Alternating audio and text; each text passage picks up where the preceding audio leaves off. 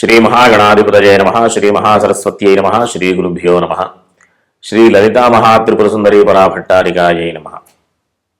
మనం 2026 మే నెలలో ఉన్నటువంటి ద్వాదశ రాశుల యొక్క ఫలితాంశాలలో భాగంగా వృశ్చిక రాశి వారికి ఉన్నటువంటి రాశి ఫలాలు చెప్పుకుందాం.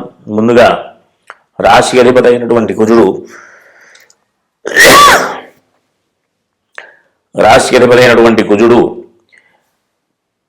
12వ తేదీ వరకు కూడా అనుకూలమైనటువంటి స్థితి లేదు. కాబట్టి కాస్త చికాకులు, మానసికమైనటువంటి ఆందోళనలు, అంతేకాకుండా ఆరోగ్య విషయంలో జాగ్రత్తలు, ఈ విషయాలలో ఇబ్బందులు పొందేటటువంటి పరిస్థితి ఉంటుంది. కాబట్టి 12వ తేదీ తర్వాత నుంచి కాస్త అనుకూలమైనటువంటి స్థితి, ఎన్ని గ్రహాల యొక్క ఆనుకూల్యత లేకపోయినప్పటికీ కూడా ఈ రాశిధిపతి అయినటువంటి కుజుడు 6వ స్థానంలో స్వక్షేత్రంలో బలపడతాడు. కాబట్టి ఉన్నటువంటి ఇబ్బందుల నుంచి కూడా ఎన్ని ఇబ్బందులను అధిగమించేటటువంటి శక్తి సామర్థ్యాలు పొందేటటువంటి అవకాశం ఉంటుంది. కాకపోతే ఈ రాశివారు ఈ మాసమంతా కూడా కాస్త కొన్ని గ్రహాల యొక్క అనుకూలతగా లేనటువంటి సంచారం కాబట్టి కాస్త జాగ్రత్తలు తీసుకోవాల్సినటువంటి అవసరం ఉంది. కుటుంబపరమైనటువంటి జాగ్రత్తలు, ఆర్థికపరమైనటువంటి జాగ్రత్తలు, ఆరోగ్యపరమైనటువంటి జాగ్రత్తలు, అంతేకాకుండా అనవసరమైనటువంటి గొడవలకు వెళ్లకుండా ఉండాల్సినటువంటి జాగ్రత్తలు, ఈ రకంగా జాగ్రత్తల విషయంలో ఖచ్చితమైనటువంటి దృష్టి పెట్టవలసినటువంటి అవసరం ఉంది. ఈ వృత్తి ఉద్యోగ వ్యాపారాల విషయంలో కూడా జాగ్రత్తలు అవసరం. భూగృహ సంబంధమైనటువంటి వ్యాపారాలు చేసేటటువంటి వాళ్ళకి ఈ నెలంతా కూడా అంత అనుకూలమైనటువంటి పరిస్థితి లేదు. కాబట్టి ఏదైనా నిర్ణయాలు చేయాలనుకుంటే తర్వాత నెలకి మార్చుకునేటటువంటి ప్రయత్నం చేస్తూ ఉండడం చాలా అవసరం. అంతేకాకుండా ఎవరైనా వివాహ ప్రయత్నాలు చేయాలనుకుంటే ఈ నెల 16వ తేదీ వరకు కూడా అంత అనుకూలమైనటువంటి గ్రహస్థితి కాదు. కాబట్టి 16వ తేదీ తర్వాత ఏదైనా వివాహ ప్రయత్నాలు చేసేటటువంటి విషయం ఉంటే దాని మీద దృష్టి పెట్టడం వల్ల మంచి ఫలితాలు పొందేటటువంటి అవకాశం ఉంటుంది. ఈ రాశి వారందరూ కూడా ప్రధానంగా హనుమాన్ చాలీసా పారాయణ చేయడం, సుబ్రహ్మణ్య అష్టకం పారాయణ చేయడం కానీ వినడం కానీ చేయాలి. అంతేకాకుండా విష్ణు సహస్రనామ స్తోత్రం, లక్ష్మీ అష్టోత్తర స్తోత్రం కూడా పారాయణ చేయడం అత్యంత అవసరం. ఈ 15వ తేదీ అంటే 16వ తేదీ వరకు కూడా రవి అనుకూలమైనటువంటి సంచారం కాబట్టి కాస్త వృత్తి ఉద్యోగాలకు సంబంధించినటువంటి విషయంలో కాస్త 15వ తేదీ వరకు కూడా అనుకూలమైనటువంటి విషయమే. ఏదైనా ఉన్నతమైనటువంటి ఉద్యోగాలకు ప్రయత్నం చేసే వాళ్ళు ఈ 16వ తేదీ లోపే ప్రయత్నం చేయడం ద్వారా మంచి ఫలితాలు పొందుతారు. 16వ తేదీ తర్వాత నుంచి కాస్త అంత అనుకూలమైనటువంటి గ్రహస్థితి కాదు కాబట్టి జాగ్రత్తలు అవసరం. కాబట్టి చెప్పినటువంటి విష్ణు సహస్రనామ స్తోత్రం, లక్ష్మీ అష్టోత్తర స్తోత్రం, హనుమాన్ చాలీసా, సుబ్రహ్మణ్య అష్టకం ప్రతిరోజు వినడం కానీ చదవడం కానీ చేయడం ద్వారా ఏదైనా ఇబ్బందులు ఉంటే అధిగమించేటటువంటి ఫలితాలు పొందేటటువంటి అవకాశం ఉంటుంది. కాబట్టి అందరూ కూడా చక్కగా ధార్మికమైనటువంటి మార్గంలో నడుస్తూ మంచి ఫలితాలు పొందుతూ సుఖంగా ఉండాలని ఆశీర్వదిస్తూ స్వస్తి. శ్రీ మహాగణాధిపతయే నమః శ్రీ మహాసరస్వత్యై నమః శ్రీ గురుభ్యో నమః శ్రీ లలితా మహాత్రిపుర సుందరీ పరాభట్టారికాయై నమః. మనం 2026 మే నెలలో ఉన్నటువంటి ద్వాదశ రాశుల యొక్క ఫలితాంశాలలో భాగంగా మీనరాశి వారికి ఉన్నటువంటి రాశి ఫలాలు చెప్పుకుందాం. ముందు ఈ రాశికి అధిపతి అయినటువంటి రాశికి తరువాత దశమ స్థానానికి అధిపతి అయినటువంటి బృహస్పతి 4వ స్థానంలో అంత అనుకూలమైనటువంటి స్థితి కాదు.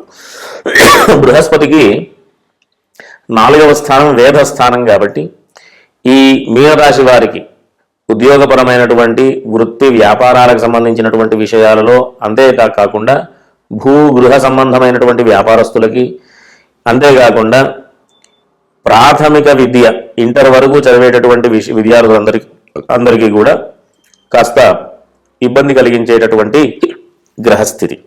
కాబట్టి ఏదైనా ప్రయత్నాలు ముందుకు వెళ్ళాలి, ప్రయత్నాలలో ఫలితాలు విజయాన్ని సాధించాలి, అనుకూలమైనటువంటి ఫలితాలు రావాలి అంటే గనక ప్రతిరోజు కూడా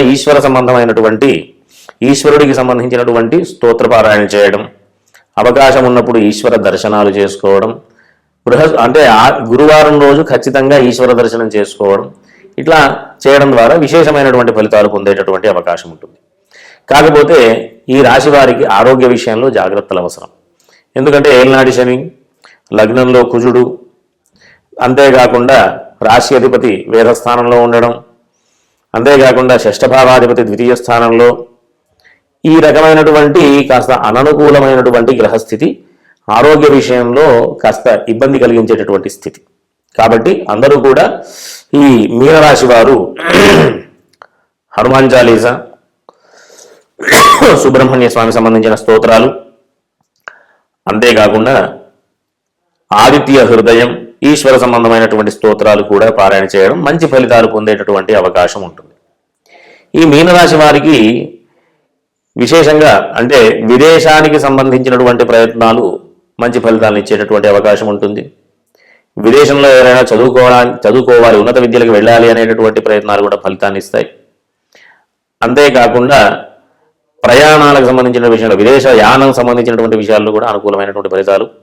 కాబట్టి అందరూ కూడా జాగ్రత్తగా ఈ మాసంలో పూర్వార్ధం అంటే 15వ తేదీ వరకు కూడా కాస్త అననుకూలమైనటువంటి గ్రహస్థితి. కాబట్టి ఏదైనా ప్రయత్నాలు చేయాలనుకుంటే 16వ తేదీ నుంచి మంచి అనుకూలమైనటువంటి స్థితి, చేపట్టే పనుల్లో కూడా విజయాన్ని సాధించేటటువంటి అవకాశాలు కూడా.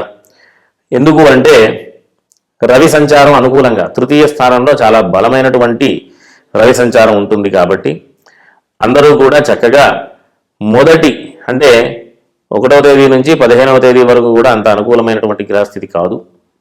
కాబట్టి ప్రధానమైనటువంటి నిర్ణయాలన్నీ కూడా 15వ తేదీ తర్వాత తీసుకోవడం వల్ల మంచి ఫలితాలు పొందేటటువంటి అవకాశం ఉంటుంది.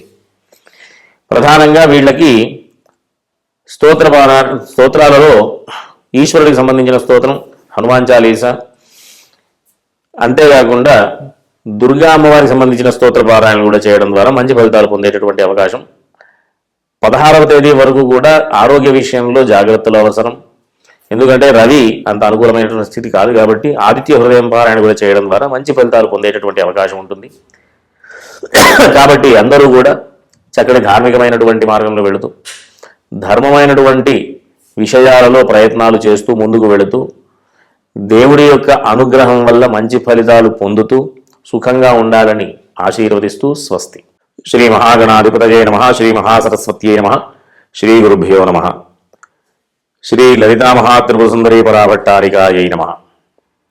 మనం 2026 మే నెలలో ఉన్నటువంటి ద్వాదశ రాశుల యొక్క ఫలితాంశాలలో భాగంగా కుంభరాశి వారికి ఉన్నటువంటి రాశి ఫలాలు చెప్పుకుందాం. ముందుగా ఈ రాశి అధిపతి అయినటువంటి శని ద్వితీయ స్థానంలో వేదస్థానంలో ఉన్నాడు. అంతేకాకుండా ఏలినాటి శని యొక్క ప్రభావం కూడా ఉంది. కాబట్టి వీళ్ళందరూ కూడా ఈ కుంభరాశి వాళ్ళందరూ కూడా ఆరోగ్య విషయంలో ఖచ్చితమైనటువంటి జాగ్రత్తలు అవసరం. సమయానికి నిద్ర, ఆహారం తీసుకోవడం అత్యంత అవసరం. ఈ రాశి వారికి అనవసరమైనటువంటి మాట తీరు వల్ల ఇబ్బందులు ఉండేటటువంటి అవకాశం ఉంటుంది. కాబట్టి జాగ్రత్తగా మాట్లాడడం, అనవసరమైనటువంటి విషయాల్లో కలుగు చేసుకోవడం, అనవసరమైనటువంటి వాగ్వాదాలకు వెళ్ళడం చేయకూడదు. మిగతా విషయాలకు వస్తే తృతీయంలో రవి సంచారం చాలా అద్భుతమైనటువంటి సంచారం.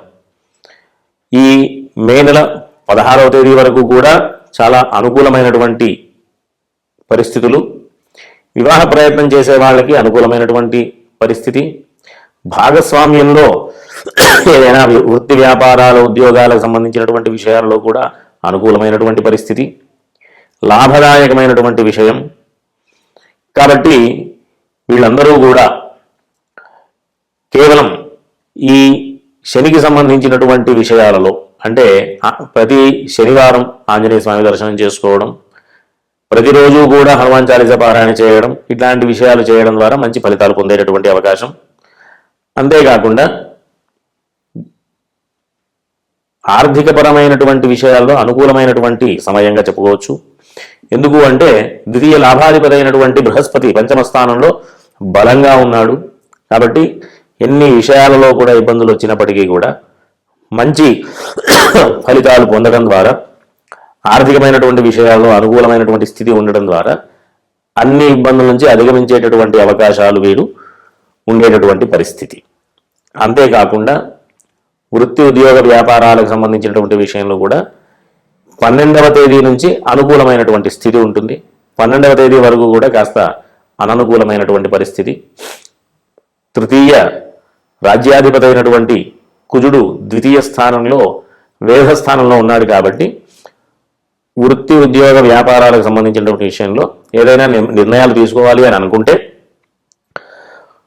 12వ తేదీ తర్వాత నుంచి మంచి అవకాశాలు ఉండేటటువంటి పరిస్థితి ఉంటుంది. తద్వారా మంచి లాభదాయకమైనటువంటి పరిస్థితులు కూడా. అంతేకాకుండా ఈ వీళ్ళు ఏదైనా భూగృహ సంబంధమైనటువంటి విషయాల్లో అనుకూలమే. తరువాత వృత్తి వ్యాపారాలకు సంబంధించినటువంటి విషయంలో అనుకూలమే. ఉన్నత విద్యలు అంటే ప్రాథమిక విద్య దగ్గర నుంచి ఉన్నత విద్య వరకు కూడా అనుకూలమైనటువంటి ఫలితాలు పొందేటటువంటి అవకాశం.